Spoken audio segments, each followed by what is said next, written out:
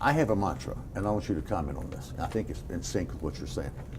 I believe the mission of business is to help people. Not to sell people, not to twist their arm, but to bring information and knowledge to help people get what they want. Does that make sense? Absolutely. And to me, that's the mission that an entrepreneur or people should have. It's hard for me to believe that the people who started Coca-Cola just got really turned on by sugared water. Right. Yep. You know, I just don't believe that. But I think it's about helping people. And Steve Jobs said he wanted to change the world, of course. Yep. And he kind of did. And it's kind of fun to be in that help mode of these people that are willing to listen to you and know they don't have all the answers, but they're trying to build something worthwhile that will solve problems that customers will like. It's intoxicating for me every day to go into work and to work with 60, 100 plus people who are all really chasing a passion. And it's pretty easy to see when you meet someone new who's passionate about change and helping people and who has this idea. I started my first company with the idea that I was going to get rich. That didn't work out. Yeah. But I think that was sort of my first brush with reality, that you've really got to take a step back and say, hey, I'm here to help people, I'm here to help a customer, I'm here to build something with meaning and value and sort of long-lasting significance. And those people go on to create, I think, big businesses. I think that's a sustainable mission, to help people.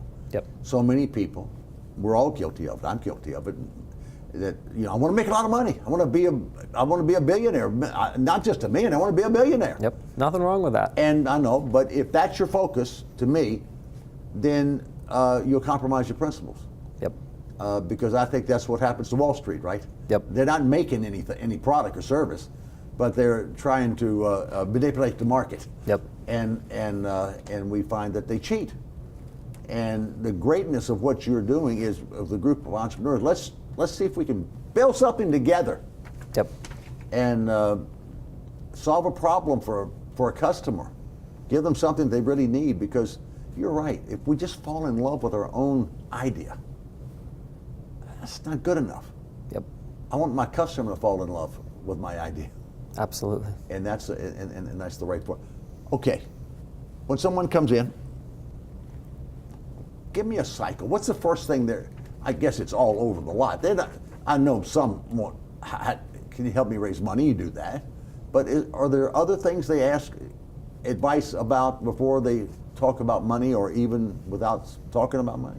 Yeah, so I mean, we get a lot of students from the university who come over and say, wouldn't it be neat if, and then they lay out some product or service, and I say, sure, that's a great idea. All ideas are fundamentally fine, interesting.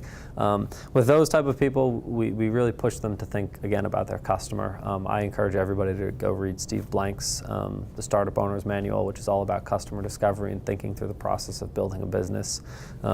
We encourage those people that are at the very sort of embryonic stage of building a company to come to some of our events and talk to other people. I think that I'm really just the entry node to getting into the community, but the wealth of knowledge and information and education that you're going to get is by finding someone within the community who's building a company who you view as a mentor, as a guide, as someone that's going to push you along. So we do a lot of that education from the customer side. When people come to us and they already have an existing business or something that's starting to grow, we really think about how we can help typically connect them to people. Give me the age range. I know you got college students in a college town. Give me the range of ages of people that come to you that want to start a business. I mean, it's anyone from an 18-year-old to a 50-year-old. I would say that we really average right around 30, probably 27 to 32. So most of these people have had some work experience, and they come to you because they're bored of their work experience, or they want to go make money and do good things and help people and be independent and be my own boss and all those things. Or they've really been touched. So we have two brothers in the space who have a company called Umano, and their sort of slogan is Rock a Pocket, Empower a Kid. So they have...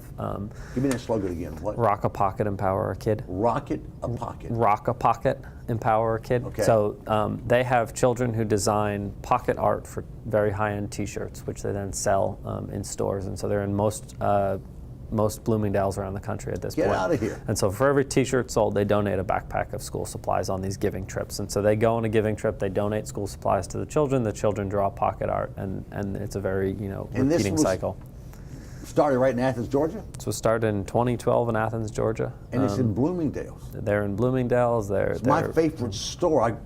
I go shop Bloomingdale's in New York. It's my favorite store in the world. So I know for sure that they're in the one in New York City. They're in the Chicago location, in LA. I mean, and these two brothers were working previously, and again, they just had this passion to make a change, make a difference. And you see it both within them, you see it within their staff, that everybody that's working for them is very mission driven. Of all these people, are 50% looking for money or 100% looking for money? 100% are looking for money. It's somewhat of my job to get them to understand that only 1% of them are ever going to get money, and that's okay. Most companies don't ever raise external capital, and they shouldn't necessarily raise private external capital. Can people that do not live in Athens connect with you somehow? Sure. Via email at jim@fourathens.com, on Twitter at James J. Flannery. We're an open book. Our contact information is all over the web. He's got something really going. And if you're out there and looking to start a business, or you've already started a business and you need someone to talk to, contact him, Jim Flannery. Thanks so much. Thank you.